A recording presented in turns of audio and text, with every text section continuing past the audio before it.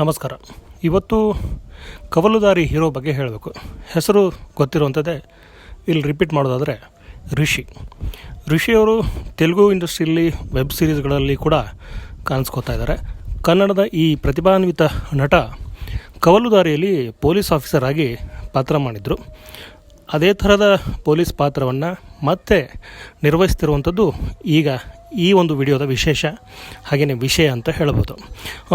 ಚಿತ್ರದ ಹೆಸರು ತುಂಬ ಚೆನ್ನಾಗಿದೆ, ರುದ್ರ ಗರುಡ ಪುರಾಣ.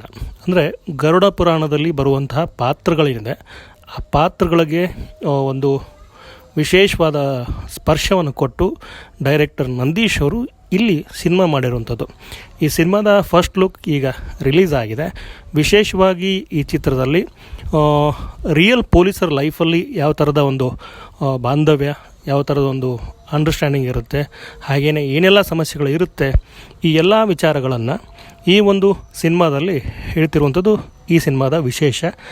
ಗರುಡ ಪುರಾಣದಲ್ಲಿ ಬರುವಂತಹ ಪಾತ್ರಗಳು ಇಲ್ಲಿ ಮಾಡ್ರನ್ ಪಾತ್ರಗಳಾಗಿ ಅಥವಾ ಪೊಲೀಸ್ ಪಾತ್ರಗಳಾಗಿ ಕಾಣಿಸ್ಕೋತಾ ಇರುವಂಥದ್ದು.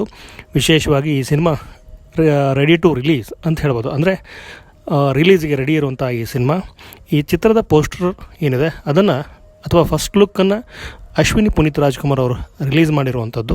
ಒಟ್ಟಾರೆ ಹೇಳೋದಾದರೆ ಈ ಸಿನಿಮಾ ತುಂಬ ವಿಶೇಷವಾಗಿ ರೆಡಿಯಾಗಿದೆ ಅಂತ ಹೇಳ್ತಾ ನನ್ನ ಮಾತನ್ನು ಮುಗಿಸ್ತಾ ಇದ್ದೀನಿ. ನಮಸ್ಕಾರ.